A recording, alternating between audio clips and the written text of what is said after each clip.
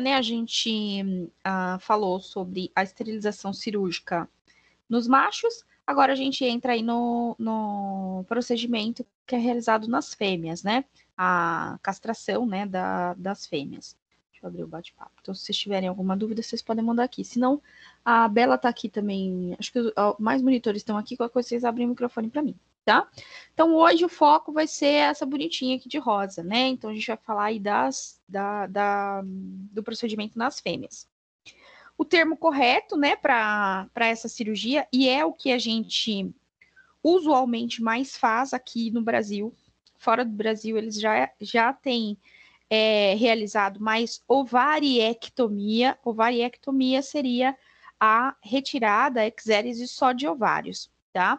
Então, existe uma relação, né, de problemas uterinos com o ovário. Então, a cadela que é castrada antes de iniciar o ciclo, né, reprodutivo, ali, o ciclo estral, você poderia deixar o útero dentro dela, que não, a gente não, tirando o ovário, você não estimularia nenhuma patologia relacionada ao útero, a não ser que ela realmente tenha predisposição a ter, tá?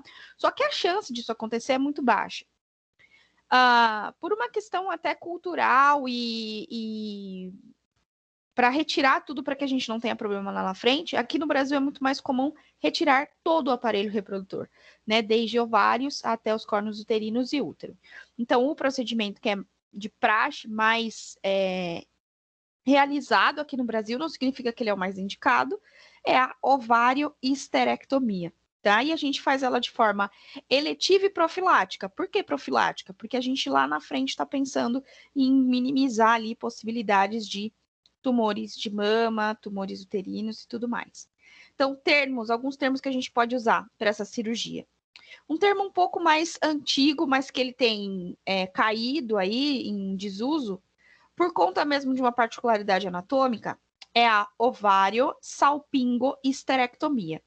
Então, ovário está relacionado aos ovários, salpingo ao oviduto, a tuba uterina, e a histerectomia ao útero, né? Então, histero é a forma ali do latim para útero.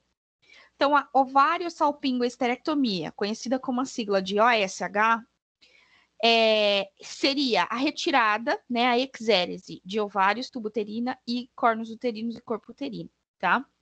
Por que a definição, em teoria, ela tá errada? Não é que tá de tudo errada, mas por que a gente mudou para ovário histerectomia, que é a OHE? Tá? Essa que seria a sigla mais recente e o mais correto.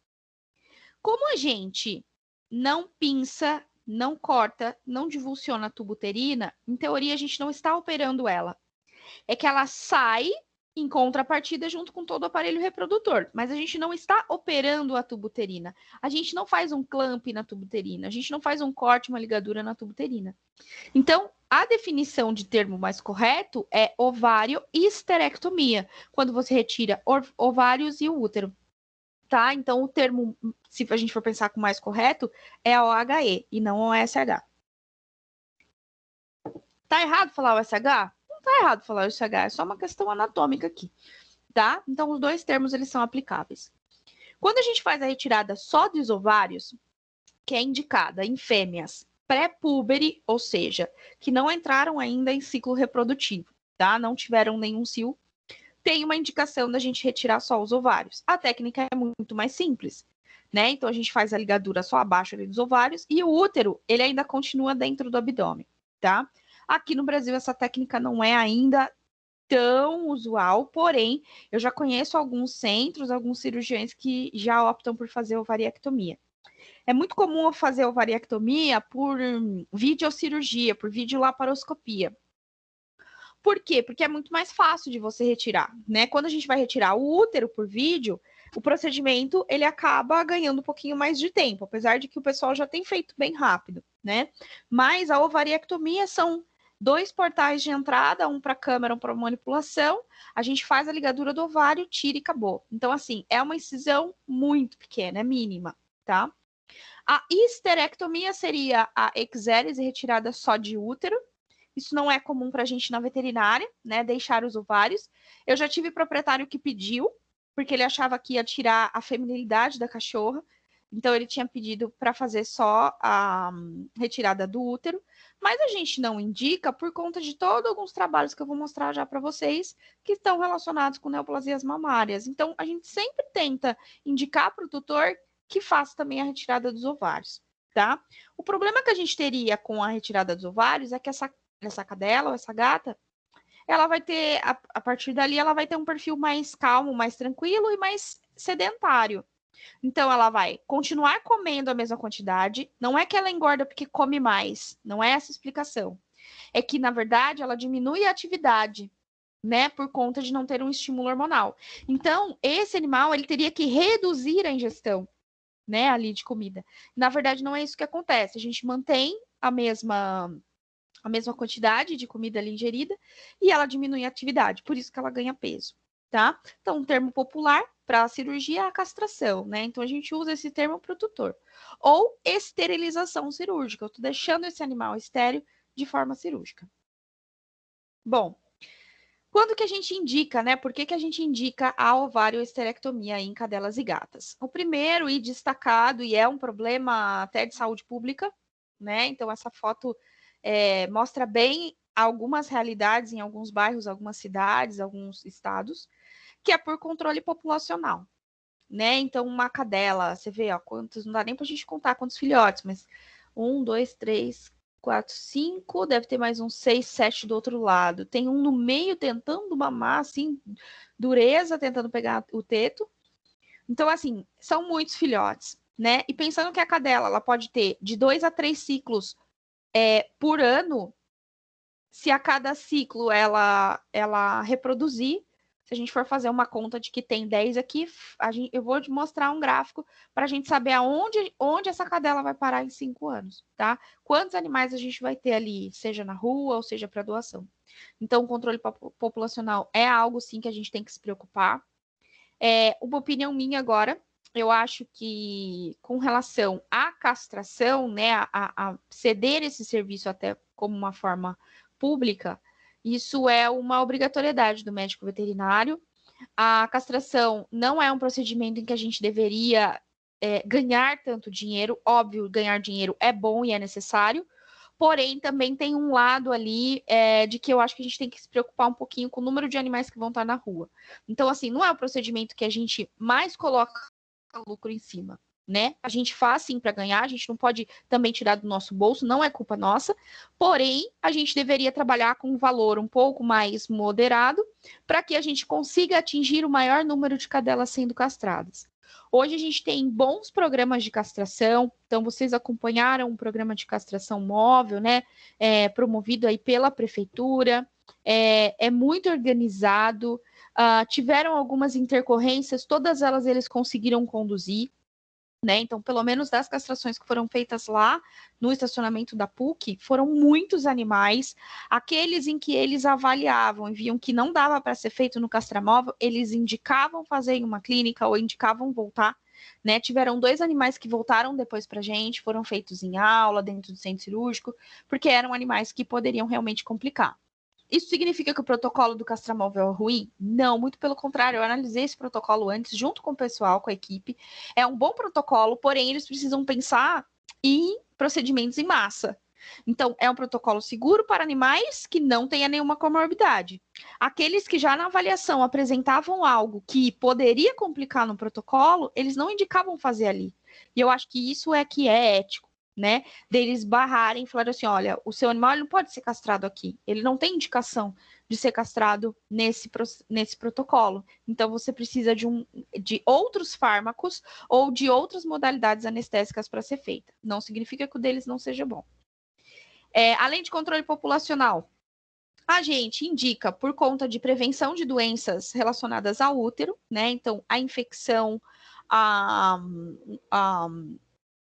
o aumento, né, da secreção ali intrauterina, seja bucometra, hemometra, são ocorrências ali que podem, né, acometer principalmente cadelas de meia idade para a idade senil. Por alterações comportamentais, então já vi várias fêmeas serem indicadas para castração porque o adestrador não conseguia manejar. Então, a fêmea, A gente, né, meninas, sabe melhor até que os meninos, e os meninos também sabem, muitas vezes, que a gente, dependendo do ciclo estral, a gente fica meio maluca mesmo, né? As cadelas acontece a mesma coisa, é mais difícil delas atenderem alguns comandos durante um ciclo ali, né? Porque a alteração hormonal realmente mexe. Então, tem uma indicação por conta de comportamento. Para tentar evitar, né? Isso, não, na verdade, não seria uma indicação restrita, mas é algo que a gente precisa passar isso para o tutor, para tentar evitar ali algumas distocias, né, que possam causar comprometimento uterino. Então, são aquelas cadelas que não poderiam reproduzir. Cadela que tem fratura em região de coxal, que foi atropelada, tem estreitamento de canal de parto, ela não tem indicação de entrar para reprodução, né? Então, essa cadela realmente teria que entrar ali para indicação da ovarioesterectomia. Olha que maravilhoso que é esse gráfico, né? Então, isso é bem exponencial. Uma cadela tendo uma gestação em torno ali de 12 animais, no primeiro ano de vida dela, ela vai produzir, então, ali 12 animais. Depois, no segundo ano, pensando em 3 cios por ano, 66. E assim por diante. Olha onde a gente vai parar com 5 anos, né? Pensando que os filhos dela vão se reproduzir, aí os filhos dos filhos dela vão se reproduzir. Então, no quinto ano, com esse casalzinho que não foi castrado, a gente produziu 12.680 animais. Então, pensando em filhos, netos e bisnetos, né? Ali produzindo. Então, é muito acelerado, né? Esse aumento. Se a gente castra uma cadela, em 5 anos, a gente está diminuindo 12 mil animais na rua, né? Então, é algo assim que impacta muito, chama muito a nossa atenção. A gente precisa mostrar isso para a população. Postem isso daqui, tá? Então, a gente tem que atingir aquela população que não tem tanto acesso à tecnologia ou a essa informação, né? As pessoas precisam saber disso. Só que não é algo que é só o médico veterinário que tem domínio, né? Então, a gente realmente precisa entender. Ah, eu adoro essa foto. Eu acho que a gente tinha que fazer isso no Outubro Rosa. Todo mundo tirar uma foto com a mama. Outras indicações da ovarioesterectomia. Então, uma é muito clara já, a gente já conhece muito bem com relação à diminuição da ocorrência de tumores mamários. Alguns tumores, em sua grande maioria, eles são hormônios dependentes. Então, qual hormônio é que estimula? O estrógeno, né? O hormônio ali do ciclo estral da cadela, tá? Da cadela e da gata. Então, esses tumores, eles podem ser evitados ou a probabilidade dele acontecer pode ser minimizada fazendo a ovarioesterectomia. Significa que nenhuma cadela nunca vai ter tumor de mama? Ela pode ter um tumor de mama, mas que não seja hormônio dependente. Em sua grande maioria, eles são hormônios dependentes, tá? Quanto maior o estímulo, então a cada cio que aquela mama vai recebendo aquele estímulo de estrogênio, maior é a chance lá na frente de desenvolver um processo tumoral. Isso a gente já tem, assim, bem claro, tá? Em pesquisas. Neoplasias ovarianas uterinas. Aqui a ocorrência é menor. Então, mesmo as cadelas que, né, não são castradas tão cedo, a ocorrência é menor. Então, não é que não é um problema, mas não é o maior dos nossos problemas. O maior dos nossos problemas está aqui no primeiro tópico, que são os tumores mamários. As histeroceles, né, que estão relacionadas a herniações e protrusão do útero naquela herniação. Como a gente pode ter muita hérnia em região de abdômen, inguinal, umbilical, intercostal, né? Então, existe aí uma ocorrência do útero entrar nesse ponto de herniação. E para diminuir a continuidade, né, de uma doença de caráter hereditário. Então, por exemplo, o lábio leporino e a fenda palatina é uma doença de caráter hereditário.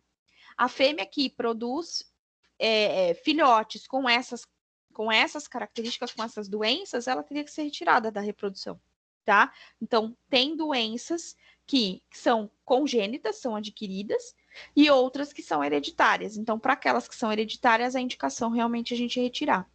Por exemplo, as cadelas que são braquicefálicas, se ela tem estenose de narina, a indicação é que ela não entre para reprodução, né? Então, o canil, né, de braquicefálico que tem uma fêmea com estenose, o ideal é que ele já retire essa fêmea. Por mais bonita e linda que seja, por melhor que sejam os filhotes dela, ela pode passar essa patologia para as proles. Então, o indicado é realmente colocar ela para castração. Bom, a pergunta é a seguinte, ultimamente, é castrar ou não? Né? Eis a questão de como que a gente vai chegar em um consenso. Há uns 10 anos atrás, se você conversasse com qualquer médico veterinário, tinha saído uma indicação pela Sociedade Americana, né, de Medicina de Cães e Gatos, de que quanto mais cedo ocorresse a castração, melhor seria para esse animal, tá? Por quê? Porque eles estavam visando só como objetivo diminuir a ocorrência de tumores mamários, porque ele é hormônio dependente. Então, o que é que saiu de uns 10 anos para trás? Muita castração, uma castração em massa de animais muito, muito, muito jovens. 3, 4, 5 meses a cadela, tá? Só que aí, o que aconteceu depois desses 10 anos? Isso vem aí de uns 2 anos para cá. A gente começou a pagar o preço pela castração precoce lá de trás. E aí, o foco, ele ampliou, na verdade, a gente ampliou um pouco o nosso campo de visão e a gente parou de olhar só para os tumores mamários. A gente passou a olhar os tumores como um todo, até de outros sistemas. E aí, a gente começou a chegar, né? Estamos chegando a algumas conclusões de que a castração precoce ela tem que ser feita pela ocorrência de tumores mamários, porém, o muito precoce aumenta a chance dessas pacientes terem algum outro tipo de tumoração em sistemas diversos, tá? Quem mais paga o preço por essa castração precoce são as cadelas de grande porte ou gigantes. Rottweiler, Labrador, Golden Retriever tem muita ocorrência, São Bernardo, tá? Então, as cadelas de grande porte, gigante, elas pagam mais o preço, por quê? Porque são animais de porte maior. Então, eles necessitam de um amadurecimento músculo-esquelético mais demorado. Elas crescem por mais tempo. Um Yorkshire para de crescer com 7, 8 meses. Ele só vai incorporar, ele não vai crescer mais. A São Bernardo, uma São Bernardo, ela cresce até 1 ano e meio, né? Ela desenvolve até 2 anos. Então, o crescimento delas é mais lento e envolve um tempo um pouco maior. Então, aí, a própria Sociedade Americana de Medicina de Pequenos Animais lançou um outro comentário aí, científico, que é, será que a gente está castrando no momento certo? Então, eu já vou explicar o porquê, mas hoje a indicação a indicação e, é óbvio, a conversa com o tutor. Cadelas de pequeno porte e médio porte e as gatas têm uma particularidade, a indicação é que a gente faça a castração um pouco antes do primeiro cio ou logo depois do primeiro cio. Certo? Então, um pouco antes do segundo. Então, entre o primeiro e o segundo ciclo estral, tem uma indicação de fazer a castração nessas cadelas, tá? Então, tem problema fazer antes do primeiro cio? Não. Só tenta esperar para que ela atinja ali o limite, né, de crescimento. Então, a gente geralmente fala aí em torno de 6, 7 meses numa cadela pequena, tá? O problema é que algumas com 8 meses já vão entrar no cio. Se entrar no cio, aí você tem que esperar. Né, a gente evita de fazer a ovarioesterectomia no estro, né, no cio. Por quê? Porque o estrógeno, ele aumenta a vascularização local, aumenta a perfusão ovariana e uterina. Isso faz com que essa paciente sangre mais. E, além disso, o estrógeno, ele bloqueia um pouco o efeito de analgésicos. Então, é mais difícil manejar durante a anestesia. Não é super difícil, mas é um pouco mais difícil. Então, tem uma maior chance de sangramento. Que cadela que a gente coloca na mesa? No cio. Aquela que estava na rua e que vai para um canil. Né? Então, essa não dá realmente para esperar.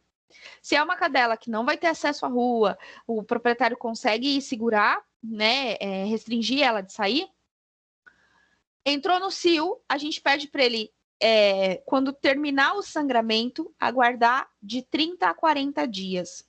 Então, em 30 dias, essa cadela já pode ir para a castração. É o período ali de remissão desse aumento, né, de vasos e perfusão no local, e para que ela volte, o útero volte ali ao tamanho normal, tá? Cadelas de grande porte ou gigantes, a indicação é a gente fazer entre o segundo e o terceiro ciclo estral.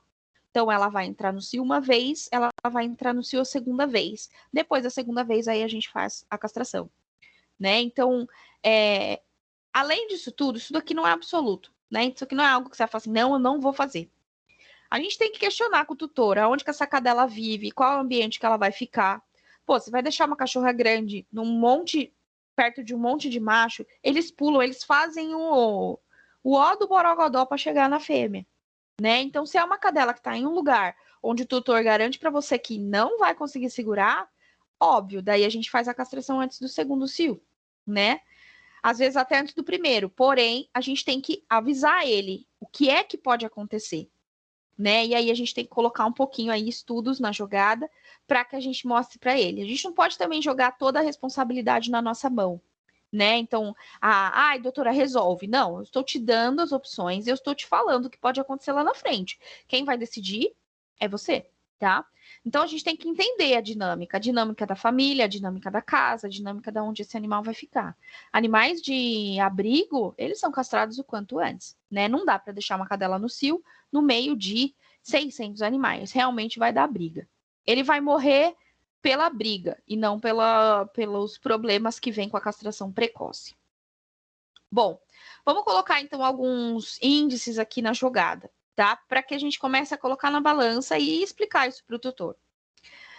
A ocorrência de tumores mamários, né? Então, neoplasias mamárias, ela tem uma probabilidade de ocorrer para cadela que foi castrada antes do primeiro cio em torno de 0,05% a 0,5%. Então, assim, é muito baixo. Muito, muito baixo.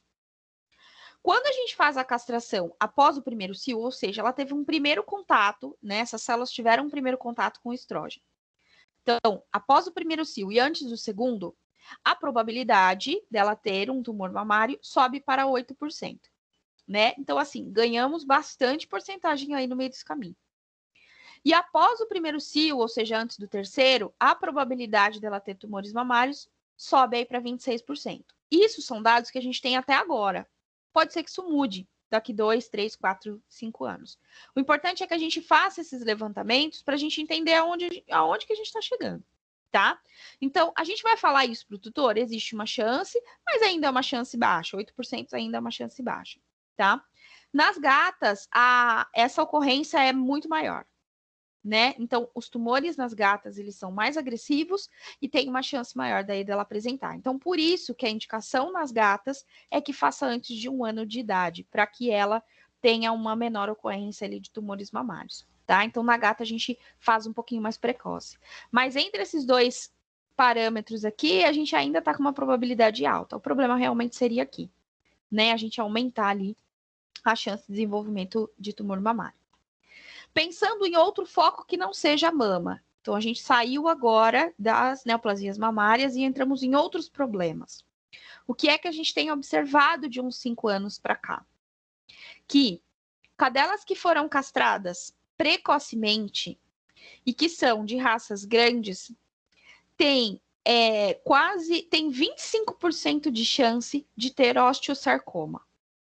Então, assim, ó, se você for confrontar com isso, 25% de chance de ter tumores mamários, contra, se eu castrar entre segundo e terceiro, contra 25% de ter um osteosarcoma. Coloca na balança, vocês não tiveram patologia ainda, mas vamos pensar em parte clínica. Coloca na balança osteosarcoma versus carcinoma mamário.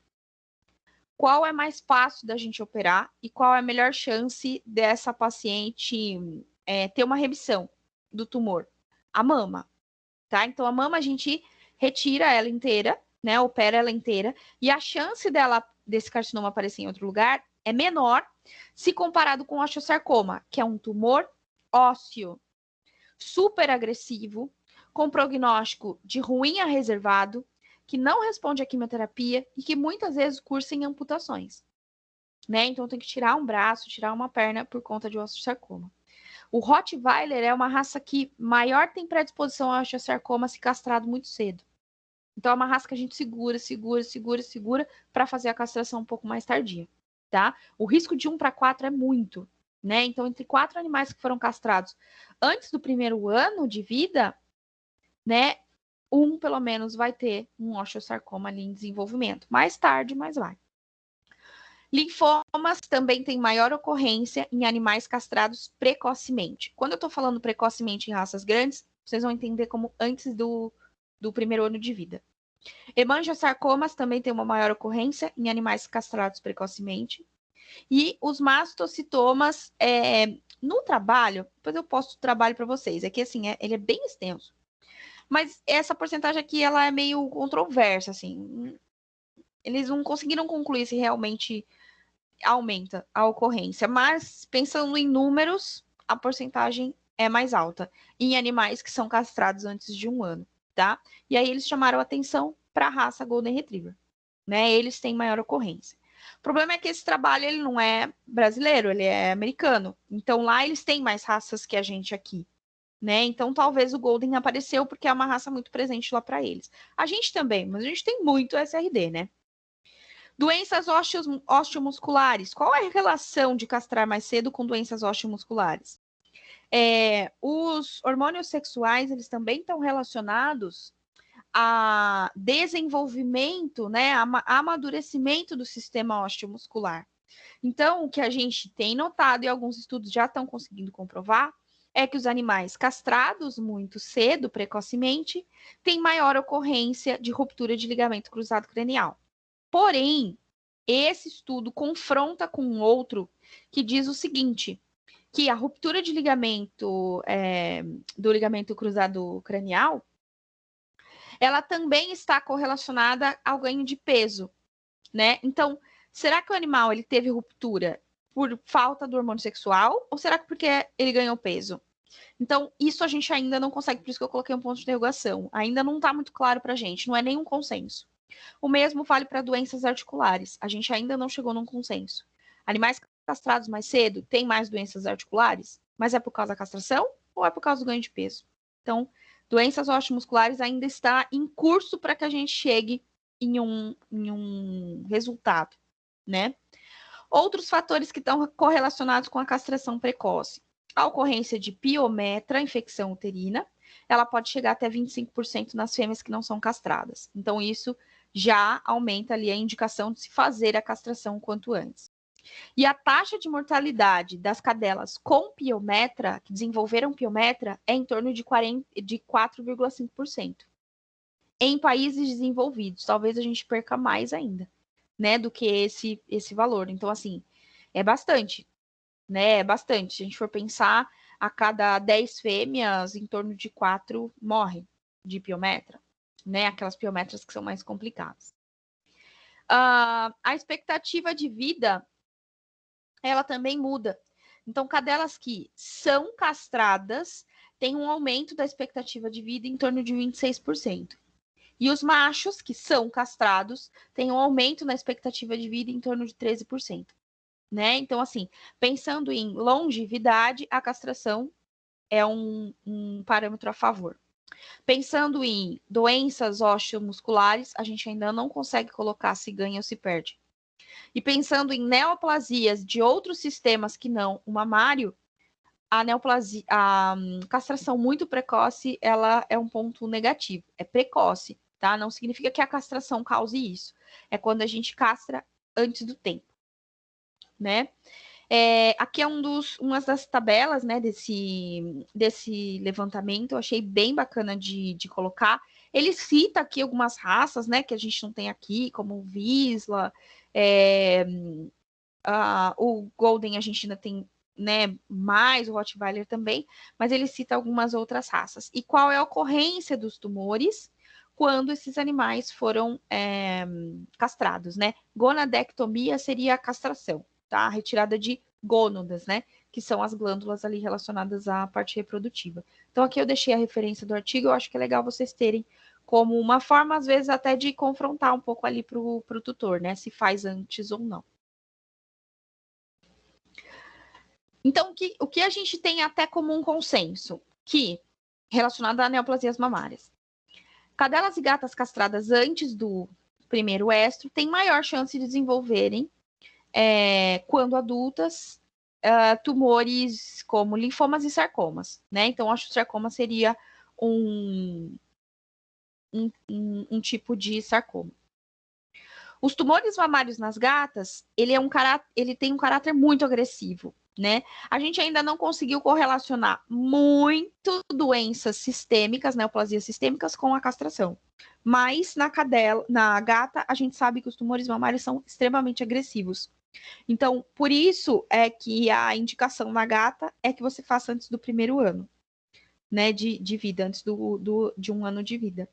As cadelas que são menores, a gente até pode esperar até 1 ano, porém, você tem que se atentar ali ao segundo cio, tá? Que ela pode entrar no segundo cio com 1 ano e 1 mês, 1 ano e 2 meses.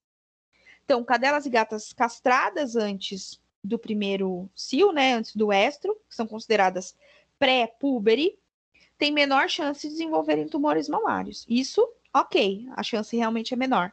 Mas será que a gente perderia muito em castrar depois do primeiro cio, entre o primeiro e o segundo cio? Então, é uma indicação pensando em neoplasia mamária. Se o foco for, o tutor está muito preocupado em neoplasia mamária, a gente pode fazer antes do primeiro ou entre primeiro e segundo. Porém, se é raça grande, você vai falar para ele, fala assim, olha, só que se eu castrar agora, lá na frente ela tem uma chance, quase 25% de desenvolver osteosarcoma.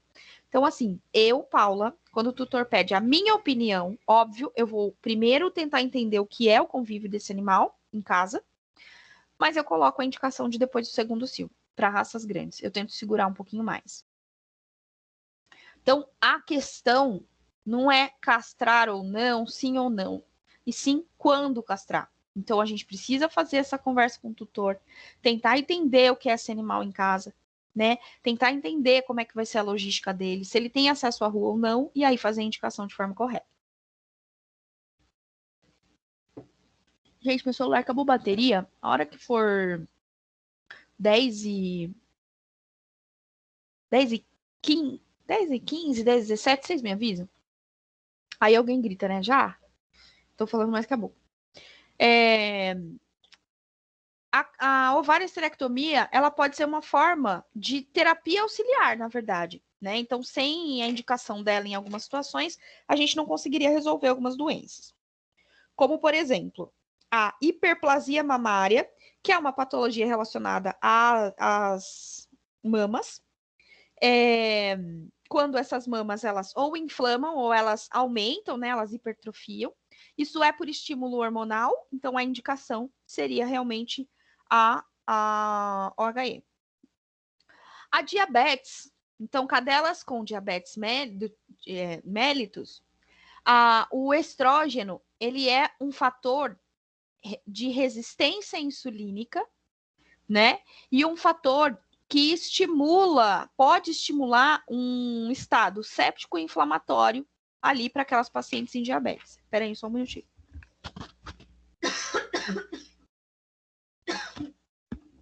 Secou a garganta. Então, quando a cadela com diabetes ela entra no cio, você vai ver que ela vai ter um descontrole, um desbalanço dos níveis glicêmicos por causa dessa resistência insulínica relacionada ao estrógeno. E como na diabetes a gente sabe que ela pode desenvolver infecções e inflamações mais facilmente do que uma cadela normal, então tem uma indicação de se fazer a OHE em cadelas que têm diabetes já confirmada. A epilepsia, a fase de estro, ela é uma fase de estresse, agitação, mudança de comportamento. Então, por isso, tem uma indicação dessa cadela ser, sim, retirada da reprodução, se caso for, né, se caso for o cenário ali de um canil, e fazer a OHE.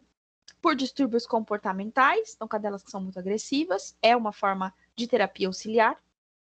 Na hiperplasia vaginal, então a mucosa vaginal, ela pode inflamar, edemaciar e aumentar ali de volume, também por estímulo hormonal. Então, a indicação da castração, ela é restrita também a essa doença. E na pseudociese, que é a gestação psicológica, tá? Então, por conta da fase, né, vocês vão ter um pouquinho melhor sobre pseudociese lá na reprodução, mas, já adiantando, existe uma fase, né, picos hormonais que fazem com que a cadela desenvolva todas as alterações de pós um parto. Então, ela começa a fazer produção, né, de láctea, né, produção de leite. Ela entende que tem algum filhote perto dela, então ela tem toda aquela alteração psicológica por conta dessa alteração hormonal. Como ela vai ter esses picos a cada estro, né, a cada cio, então a indicação é você fazer a castração. O que a gente não pode é fazer a castração enquanto ela está em crise de gestação psicológica. A gente precisa esperar ela sair desse estágio, diminuir e regular a parte hormonal, para que então a gente faça a castração na sequência.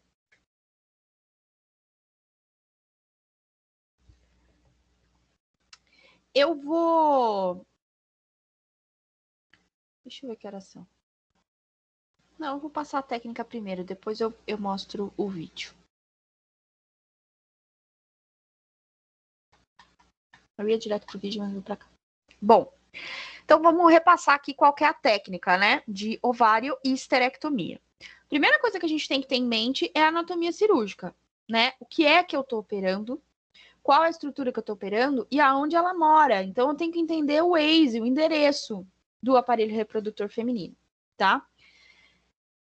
Sempre cair em prova, certeza que eu vou pedir em prova teórica, certeza que eu vou pedir em prova prática, certeza que eu vou pedir durante a aula. Então, já se preparem e indico vocês a descrever, desenhar, esquematizar, colar no banheiro, colar no quarto, colar em tudo quanto é lugar que vocês veem o dia inteiro, qual é a anatomia topográfica do aparelho reprodutor da fêmea.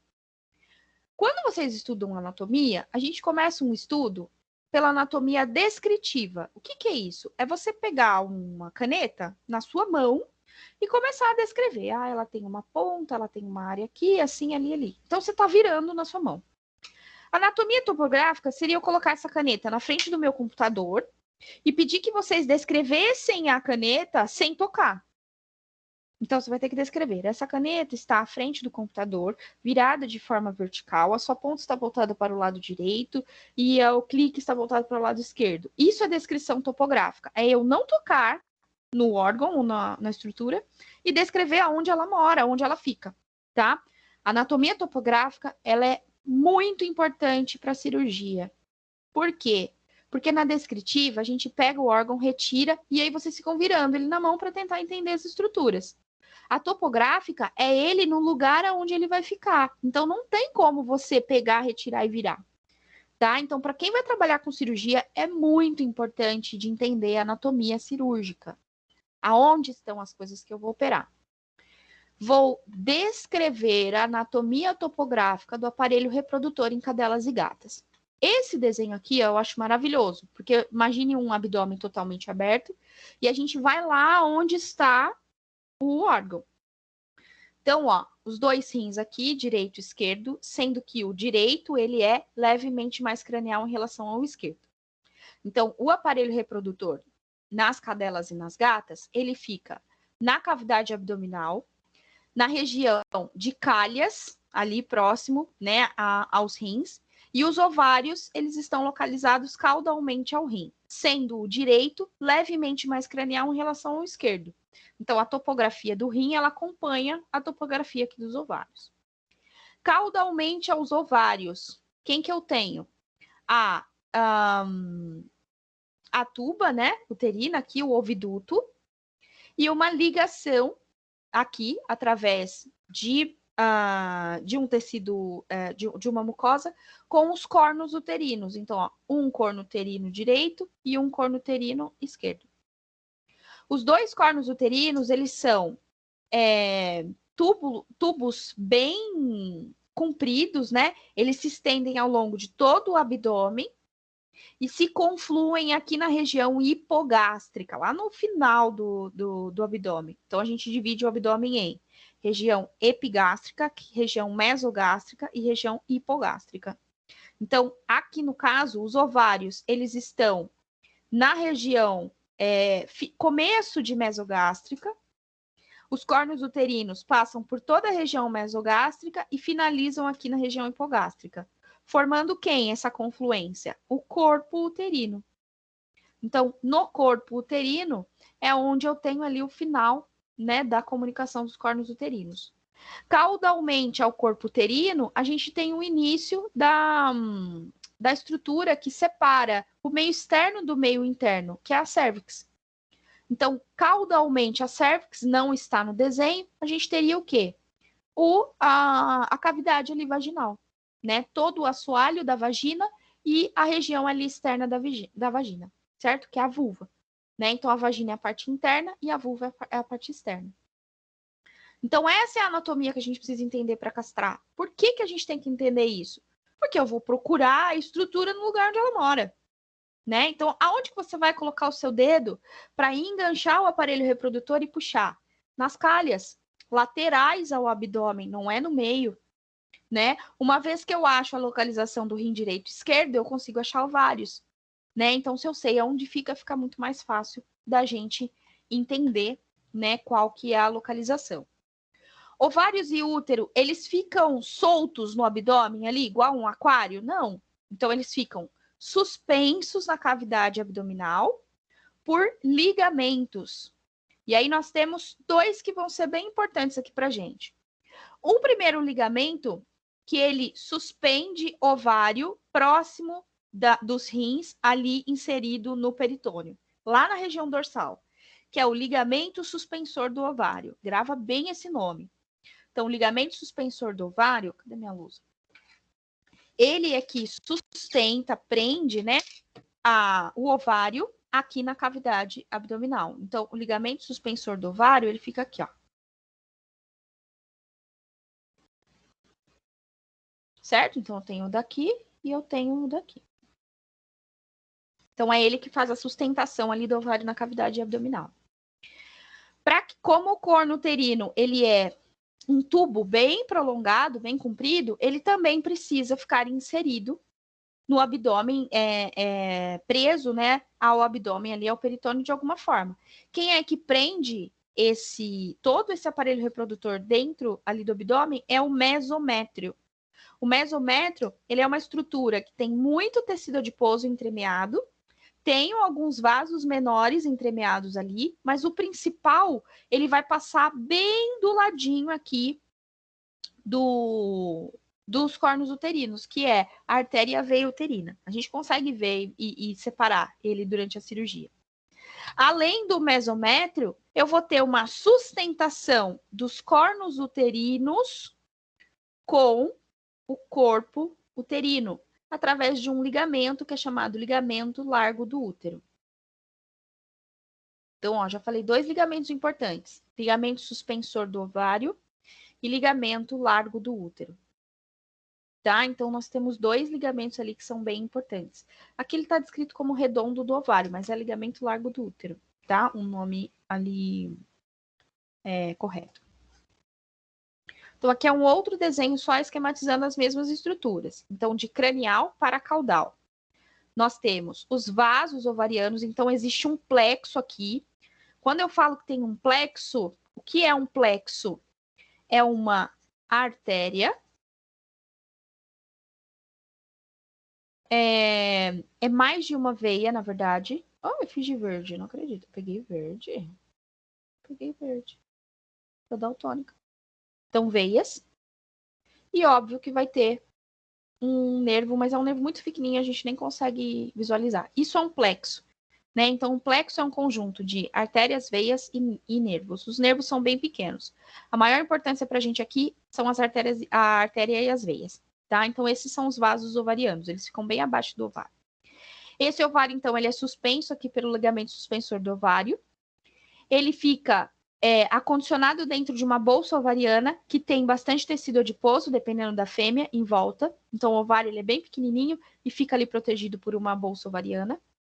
Esse ovário, então, ele é ligado aos cornos uterinos, que são duplos, assim como os ovários, e eles se confluem na região de corpo uterino. Caudalmente ao corpo uterino, eu tenho a cervix, tá? O corno uterino, ele fica preso à cavidade abdominal pelo mesométrio. E junto ao mesométrio, a gente vai ter um ligamento entre os cornos uterinos e o corpo uterino. que é o ligamento largo do útero. Ele é bem facinho até de visualizar, mas ele é bem sensível, fácil de incisar. Quando a gente vai pensar em colocar essa paciente em um HE, considerações que a gente tem que ter ali com relação ao pré-operatório. Como é que está a hemostasia desse animal? Então, se os fatores hemostáticos estão ok. Por quê? É uma cirurgia que é muito negligenciada ainda, gente. Ah, é só uma castração. Meu, você está tirando ovários, tem um plexo. Você está tirando cornos uterinos, tem outro plexo. Você está tirando corpo uterino, tem outro plexo. Eu estou falando de abrir cavidade abdominal, então existem vasos na musculatura. Olha quanto fator que eu preciso de hemostasia para poder operar, tá? Então, aquelas cadelas que têm alguma alteração hemostática, né, relacionada à hemostasia e coagulação, eu preciso saber disso antes, tá? Uma forma da gente avaliar isso é uma avaliação clínica, né? Então, eu preciso examinar esse animal, ver se tem algum hematoma ou não, e tentar investigar um pouco mais a fundo. Uma outra forma, mas é uma forma mais de triagem, é uma triagem hemostática que a gente faz e que pode ter uma margem de erro grande, é o hemograma, né? Então, o hemograma vai me falar o quê? Contagem de plaqueta, só. Para hemostasia, eu dependo só de plaqueta? Não. Então, em toda aquela cascata de coagulação, né, a gente usa a plaqueta a favor, mas existem vários outros fatores. E aí eu tô falando de fatores de coagulação que são sintetizados pelo fígado. Então, às vezes, é importante dar uma investigada no fígado dessa paciente antes de entrar em cirurgia. Se ela tem alguma doença pré-existente, então fazer essa investigação, né? Tanto na consulta pré-cirúrgica quanto nesses exames. Não existem exames de praxe. Quais são os exames que eu tenho que fazer para castração? Então, existem os básicos, mas a gente precisa guiar exames pré-operatórios de acordo com a clínica da paciente. Não vão em protocolos. Eu tenho que pedir sempre isso. Não, quem vai te guiar o que você precisa pedir é a paciente, tá? É ela que vai falar. Nada pode substituir uma análise semiológica bem feita, tá? Então, uma análise clínica, ela é muito melhor do que vários exames juntos. Os exames nos ajudam muito, né? Mas eu não posso deixar de lado a clínica do paciente. Antes da cirurgia, eu tenho que verificar quando foi o último cio, se ela vai entrar no cio, no estro, durante ali a cirurgia, no dia da cirurgia, verificar essa possibilidade. Então, a gente pergunta sempre para o tutor, quando foi o último cio dela? Cio é estro, né? Então, quando que foi ali o último sangramento? Então, ele vai falar para você em qual período. A cadela, ela cicla com períodos de 4 a 6 meses de intervalos. Tá? Então, por exemplo, se ela teve um cio em agosto, qual é a chance dela ter agora em setembro? É muito baixa, né? A não ser que ela tenha algum distúrbio hormonal, mas é muito baixa. E as gatas, elas entram em cio em torno de 3 a 4 meses. Ou por estímulo do macho. Então, gatas que ficam muito soltas, né? Quando elas têm o estímulo do macho, elas acabam ciclando. Então, a gata, ela tem essa particularidade. Verifiquei tudo isso, tá ok, hemograma tá ok, minha paciente não tem nenhum distúrbio hemostático, não tem doença pré-existente, não tem possibilidade de entrar, né, em estro agora. Então, a gente vai para o preparo da paciente. Tricotomia ampla em região de abdômen ventral, porque a nossa técnica vai começar com uma laparotomia mediana ventral. Então, eu tenho que fazer a tricotomia ali em região ventral. Antisepsia no local, né? Eu gosto sempre de pedir um banho para o tutor antes, para essas cadelas que às vezes, né, não ficam em um ambiente tão limpo, então eu peço um banho antes e faço antisepsia no local, né? Ainda durante a cirurgia. E aí a gente faz a colocação ali dos campos operatórios. Descrição da técnica cirúrgica. Então, a técnica, ela pode ser realizada pela região mediana ventral, paramediana, ou seja, paralelo à linha, né, alba, ou existe uma indicação de fazer pelo flanco, pelo acesso paracostal, tá?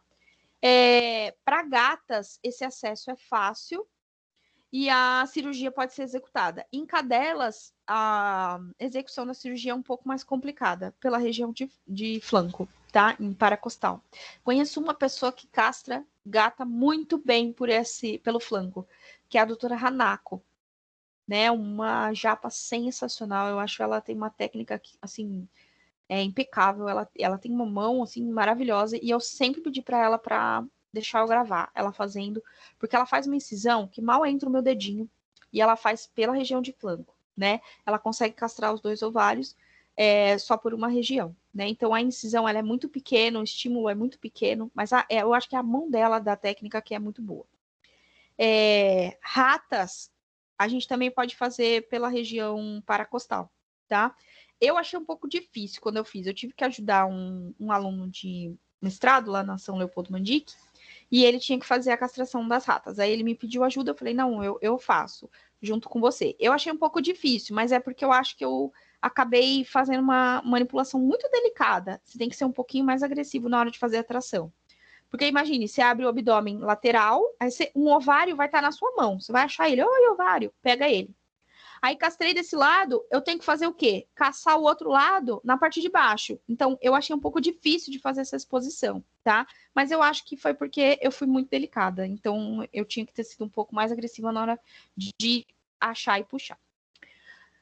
A incisão, para que fique mais fácil da visualização, tanto de ovários quanto cornos uterinos e corpo uterino, a indicação é que a gente faça na região retroumbilical, então caudal a cicatriz umbilical.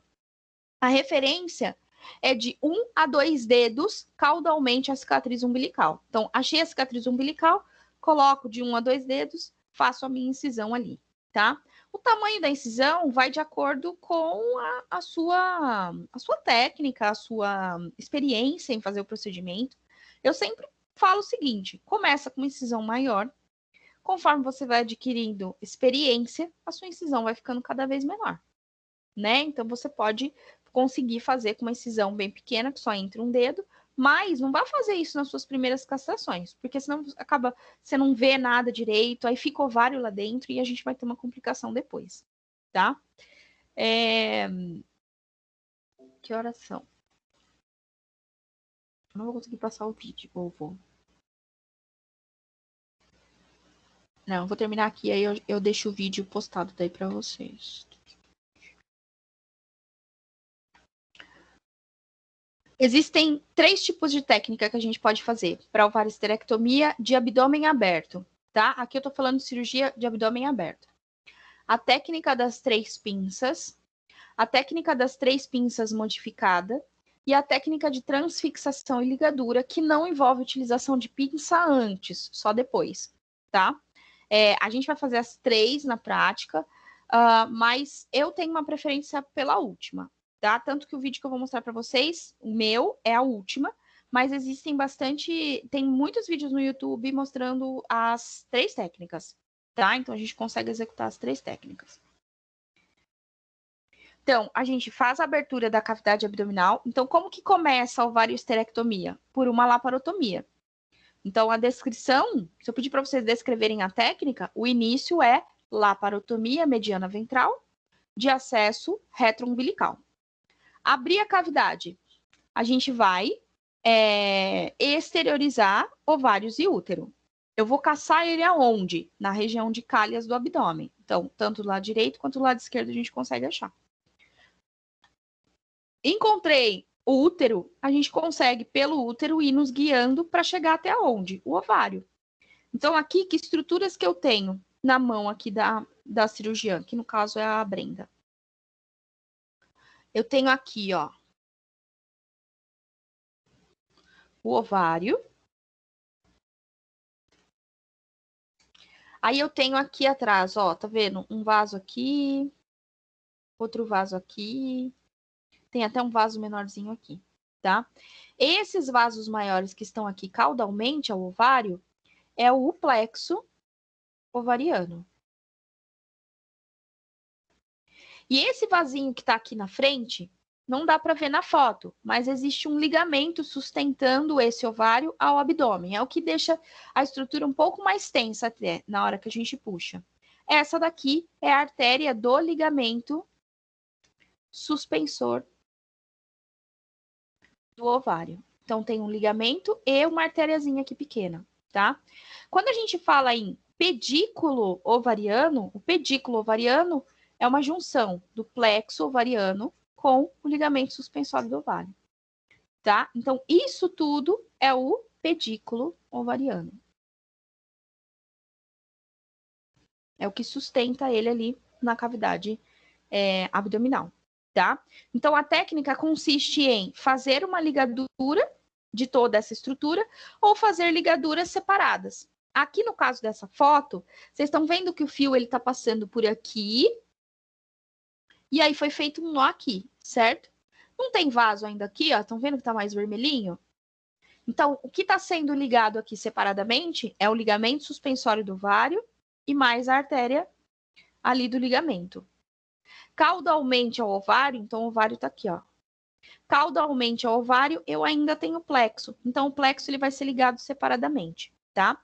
Essa é uma técnica que a gente utiliza e é interessante de fazer quando a paciente ela apresenta um ligamento muito firme, né, muito tenso, ou quando a gente não consegue fazer a exteriorização ali do ovário, tá, durante a cirurgia, porque dependendo da paciente pode ser um pouco mais tenso. Então, é uma forma de facilitar para que você visualize o plexo, tá? Então, as duas técnicas são aceitáveis. Ou a gente liga separado o suspensório e depois vem aqui e faz a ligadura do plexo, ou a gente faz a ligadura de tudo, né? Então, por exemplo, aqui é uma gata. A estrutura na gata, ela é muito complacente, ela é muito fácil de visualizar. Então, aqui a gente conseguiria fazer uma ligadura de tudo, ó. Ligar tudo ao mesmo tempo. Então, exteriorizei, ó. Então, vamos repassar aqui de novo, ó. Ovário. Olha a tuba aqui bonitinha, ó. Passando por aqui, indo até aqui, ó. Aí eu tenho aqui o ligamento suspensor, ó. Tá bem aqui cranial, ó. Tá vendo? Ele é até mais branquinho. O ligamento suspensor. Caudal envolto por uma gordura, não dá pra gente ver tanto aqui, eu tenho um plexo. E aqui na mão de quem tá manipulando, os cornos uterinos, ó. Aqui, aí ele vem pra cá, né? Tá? Então tá sendo suspenso aqui pelo dedo aqui do manipulador. O que a gente pode fazer é fazer uma transfixação e ligadura só do suspensório e na sequência fazer a incisão. E depois fazer uma ligadura do plexo. E na sequência vir e fazer a incisão. E aí esse ovário sai. Depois que a gente faz a ligadura do pedículo, né? Então o pedículo tá aqui solto, a gente verifica se a ligadura tá ok. Aqui no caso da foto são 2 ligaduras por garantia. Isso vai do cirurgião, se quer fazer só uma ou se quer fazer 2. Como a gente não vai conseguir exteriorizar todo o corno uterino por causa do mesométrio, então a gente faz a divulsão, né, desse ligamento aqui que sustenta o corno uterino dentro da cavidade abdominal. A gente pode ou ligar ele quando é muito vascularizado ou só romper com uma tesoura, tá? Eu vou mostrar no vídeo e vai ficar um pouquinho mais fácil. Instrumentos que a gente utiliza para fazer essas cirurgias. Toda aquela instrumentação de laparotomia, né? Então, a gente utiliza lâmina de bisturi, cabo de bisturi, pinça Allis. Na sequência, a gente faz, né, a perfuração ali do abdômen de um movimento dorso-ventral. Faz uma perfuração em um ponto, verifica se não tem aderência. Amplia essa incisão com uma tesoura Metzenbaum ou Maio, né, para que não ocorra ali nenhuma incisão errônea de estruturas que estão com aderência. Ampliei, então, uma incisão, abri a cavidade. Depois que a gente fez a abertura da cavidade, a gente vai exteriorizar o ovário e útero, do jeito que estava ali nas fotos. E aí, as pinças que nos auxiliam bastante são aquelas pinças que têm uma curvatura boa e que têm uma área de garra também maior, tá? Então, aqui no caso dessa foto aqui, é uma pinça Rochester Carmalt, ela é uma pinça bem grandona mesmo. A vantagem dela é que vocês estão vendo que o serrilhamento, ele é vertical, tá? Ele é todo em pé, então ele não machuca tanto a estrutura. Porém, o pedículo ele pode correr nessa pinça. Uma outra possibilidade é usar uma pinça Kelly, de preferência curva, porque a reta a gente não vai conseguir colocar ela nessa curvatura aqui, ó. Então ela tem que fazer uma curva para que fique mais fácil da gente posicionar, tá? E existe uma pinça que é uma pinça específica para veterinária, que é a pinça de castração, a pinça de Guyon. A diferença dela, ó, vocês estão vendo que a curvatura dela é mais redonda em relação à Kelly? Então ela tem uma angulação melhor, tá? Ela é boa quando a estrutura está muito lá dentro do abdômen ou profundamente, tá? Então é uma pinça específica que foi desenvolvida para a castração. Eu vou parar aqui e aí a gente vai discutir a técnica na semana que vem, vai ver um vídeo e tudo mais. Eu vou tentar colocar o vídeo no YouTube já, eu acho que eu consigo até fazer isso amanhã e já deixo pra gente passando a técnica aqui, tá bom?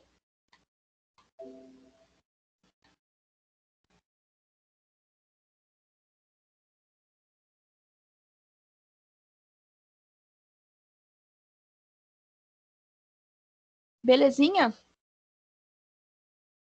Dúvidas?